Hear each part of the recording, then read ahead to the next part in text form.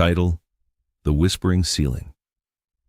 Ankit had just moved into a cheap rented room in a quiet area. The landlord barely asked questions, just handed him the keys and said, "Bas rat ko zyada awaz ho to ignore karna." Ankit laughed it off. Old houses make noise, he thought. The first night was normal. Second night, not so much. Around 2:13 a.m., Ankit woke up to a faint sound. Tap, tap, tap. He looked around, half asleep. The sound was coming from above. The ceiling? He whispered. There was no floor above. It was the top room. He sat up, listening carefully. Tap, tap, tap. It sounded deliberate, like someone lightly knocking. Ankit grabbed his phone and turned on the flashlight, pointing it at the ceiling, plain white, nothing unusual. Probably rats, he muttered, lying back down. The tapping stopped. Silence returned. He closed his eyes again. Then, scratch, scratch, scratch. This time, louder, slower, like nails dragging across the ceiling. Ankit's chest tightened. "Okay, not rats," he whispered. He stood up, heart pounding, and stepped onto his bed to get closer. The scratching stopped. He leaned in, staring at the ceiling. For a moment, nothing.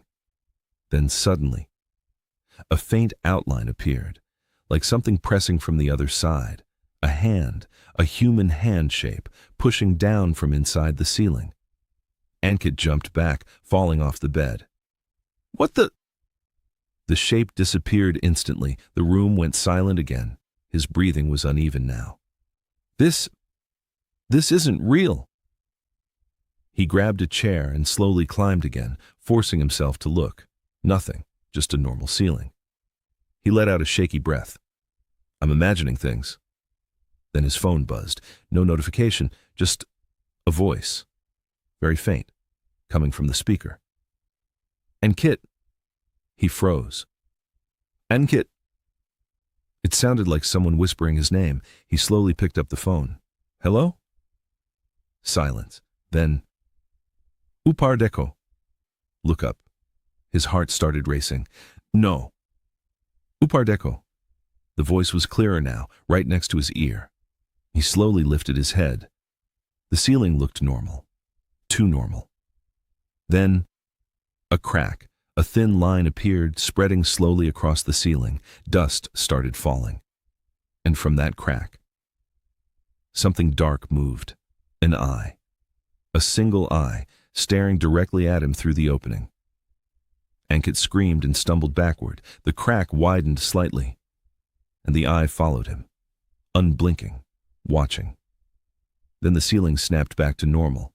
No crack, no eye, nothing. Complete silence. Ankit stood there, shaking, unable to move. Minutes passed. Nothing happened. Finally, exhausted and terrified, he turned off the light and rushed to his bed, pulling the blanket over himself. "I'll leave in the morning. I'm leaving." He shut his eyes tight, trying not to think, trying not to listen. Then, the blanket dipped, like something heavy had just climbed onto the bed. Right above his chest, he stopped breathing, slowly, very slowly. The blanket began to lower, as if something underneath it was pressing down, closer to his face. He didn't dare open his eyes. He couldn't. Then, inches from his ear, a whisper. "I told you, look up." Ankit screamed and threw the blanket off. The bed was empty. The room was empty. Everything normal. Except the ceiling, now covered in faint scratch marks, and in the center, a clear handprint pressed from the inside. The next morning, Ankit left the room without telling anyone. Later, when the landlord showed the place to a new tenant, he smiled and said the same thing. "Basrat ko awaz aaye to ignore karna." Because some sounds aren't meant to be answered.